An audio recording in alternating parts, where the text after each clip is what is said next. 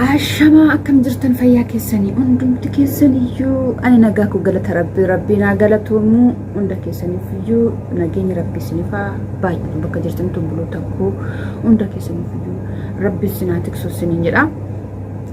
Har'aa mana maskii fiqiritti argamee jira.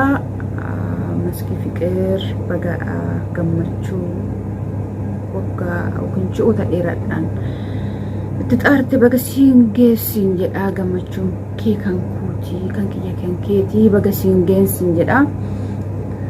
Kanatti aansuudhaan ani maqaan koo Waganeen jedhama. Kunis immoo adde Waganees hojjetan hin dandeessu, Waganees jechuus hin dandeessu. Kaa lamaan keessatti takkaan na waamadha. Maqaan koo Waganee hin jedhama. Kanatti aansee har'aan kana mana maskiitti argame viidiyoo fi laayik godhaafi. Nan qaanessin adaraa jiru.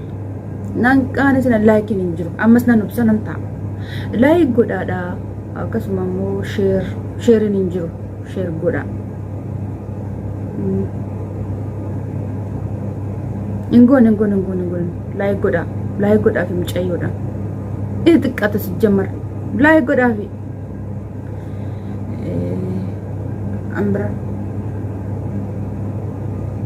Galatoomaa guddaa galatoomaa daawwattoonni maskii guddaa akkasitti na bohaarsitanii guddaa naaf galatoomaa guddaa akkasitti isiniin jedhe malee kun echa dhaqi dura maayichuu keessan isiniin qoosee abiibiiwwanii akkasas isiniin jedha. Har'aan tanaa gammachuu maskii qooddachuu dhufee gaallee dubbii tanallee xiqqoo ishii yaaf akkasii isiniin jedhamee mana maskii bunni hin jiru maal jechuudha. Bunni hin jiru gaduraanitiin manta bunneessa waan hundaaf nan obsa. Keessummaan buna nama gaafatu kanas yaa rabbi na baasi safuun cabe akkasii isiniin jedha. Amma viidiyoo xiqqoo shuu qaba. Viidiyoo sanatti dabarru viidiyoon kusummaa isheen malisheen shamarran bicha dhaftaati kun qofaa dhaftaati. Shamarran dhiirafis hin ta'a maal dhiirafis illee numa ta'a. Yoo illee warra dhiiratti ta'uu baate bulanaaf haadha manaa isaaniiti in ta'a nu lamaaniif dhiirafis hin ta'a shamarraniifis hin ta'a. Achumatti dabarra gara viidiyootti dabarru isa hojjechuudhaaf waanan bu'aa bayii ani hin baasne hin jiru lafa tanarratti jechuudha. Carqiitiin jiru. Garuu mucoo maaliif burraa burree kanaan dhuftee jettanis hin komantiin akaawun deddeenya kara jalaa kanatti jechuudha. Kara jalaa kanatti isuma hunda dursa isinitti himu waanuma feetannaan jedha silaasin foon kooti dhiiga kooti dhiman simbira tare kana agarre namatti nimtanii namni balleessaa balleesse namatti nimtanii kana maal ta'e kan carqisha kanatti namatti nimtanii laaltanii dama cim jettan sin argeera baay'ee waan dafu gara viidiyootti adeemu. Maaksii rifeensa hojjechuuf deema. Asitti avokaadoo qaba. Asitti immoo maangoo qaba. Isaan kana walitti dabaleen rifeensaaf maaksii hojjedhaa walumaan laallaa qulqulleessee walitti akkasitti qulqulleeffadheera. Akkasuma avokaadoo maangoos qulqulleessira. Isaan booda asitti daakkachuudhaaf jechuudha. Akka rifeensa keessanii isin baay'ifachuu hin dandeessanii nagaha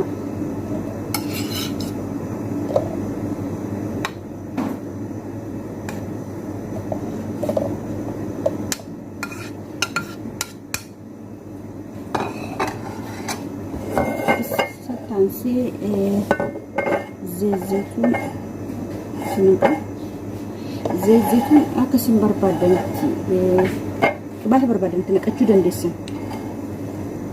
Zeyzetuun kan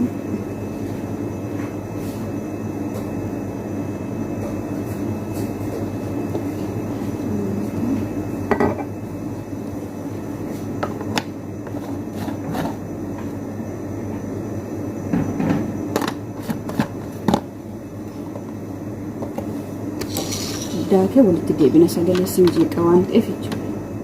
Nuti haala kanaan daakee bullaa'eera. Sittanna qadhamee shafaatti jechuudha. Sin haala barbaadaniin qallisuu sin dandeessu hanii ooyiliitti naqxanii ooyilii barbaadan akka inni isiniif qallatu biyya furdaa akka isiniif qallatu taasisuu hin dandeessanii haannan isinitti naqxanii hin dandeessan akkasumallee ooyiliis jechuudha ooyilii barbaadan aan rifeensa keessaa wanniif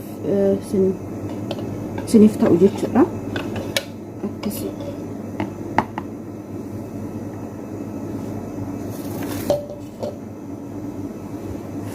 Kana fakkaata rifeensa kootti dibadheen immoo waliin laallaa.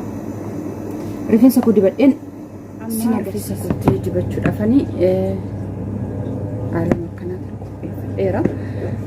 Maaliif waan rifeensa keenyattis godhannu kan fuula keenyattis godhannu ta'e akkuma nyaataatti fayyadamnu qulqulleessinee yookiin immoo qadaannee doo ta'e bareedaadha. Amma rifeensa koottan dibadha. Isaan dursa garuu ooyilii sitti naqeera zayituun sin ooyilii barbaadan sitti naqachuu dandeessu sitti immoo ooyilii kana qaban baay'ee gaariidha. Ooyilii avokaadoodha. Isarraan xiqqoo isheetti naqas dura sitti naqee tanan daakee akkuma agartan.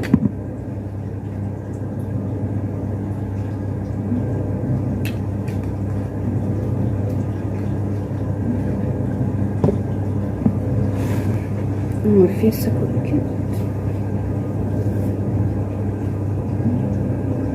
dibachuudhaan dursa iddoo lamattan addaan qooda akka dibannaatti tolu jechuudha.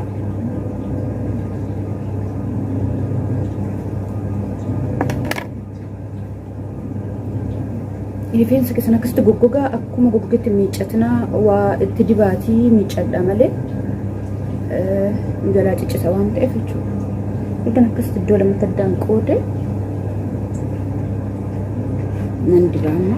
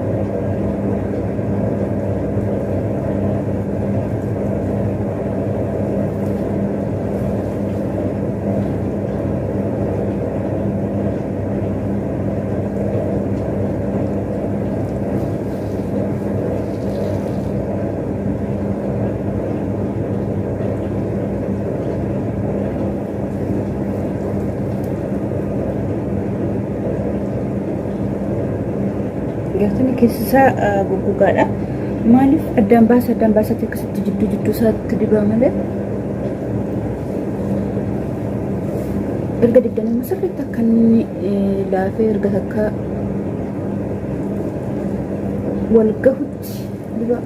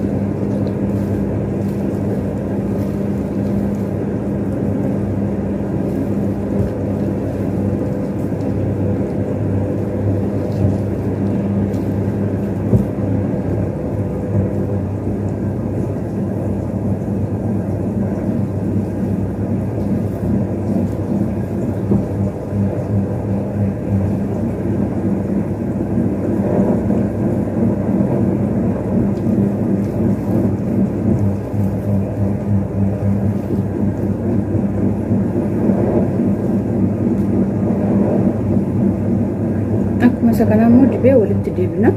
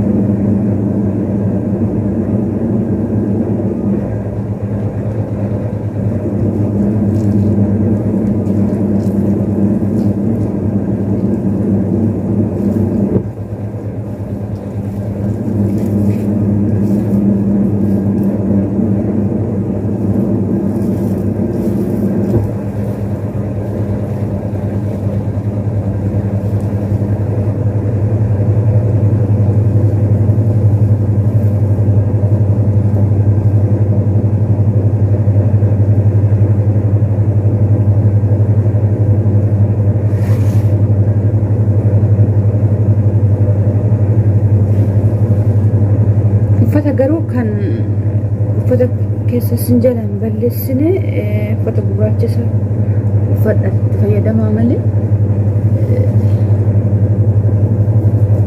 sinjalaa balleecha.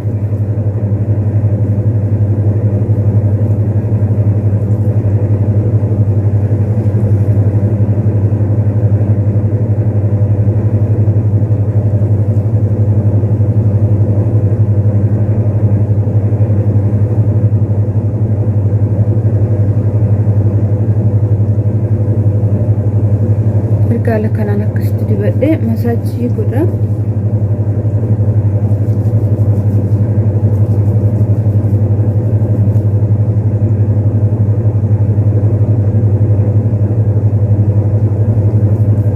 Agartan akka uffata kiyya balleessi jiru.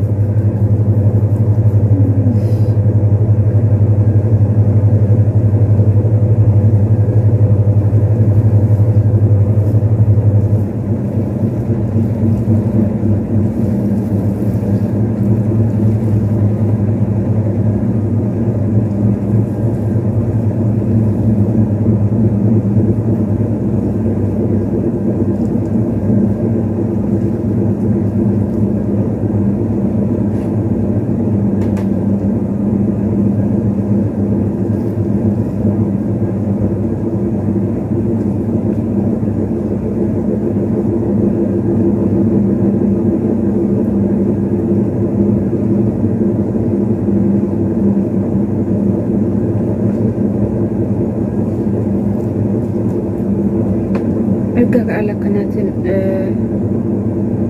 dibadhee sa'aatii takka yookiin immoo sa'aatii gimaash akka sifur tursiisan miicadha. Akkasisiniin jedha rifeensa keessan goggogaasaa miicatinaadha. Haala kanaa waan nama na jiru fayyadamaadha. Waan nu buusii miti waan mana jiru fayyadamne jechuudha. Kan sinin jedha viidiyoon kun kana fakkaata.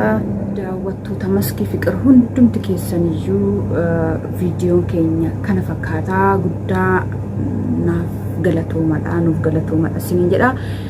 Turtii amma kana haarsaa gootanii waliin turre kana naaf galatoomadha sinin jedha. Guddaa naaf galatooma. Oromoo koo fayyaa keenya taadha. Horaa bulaadha. Fayyaa ta'a sinin jedha. Gaaffiin keenya videoon teenyas tanuma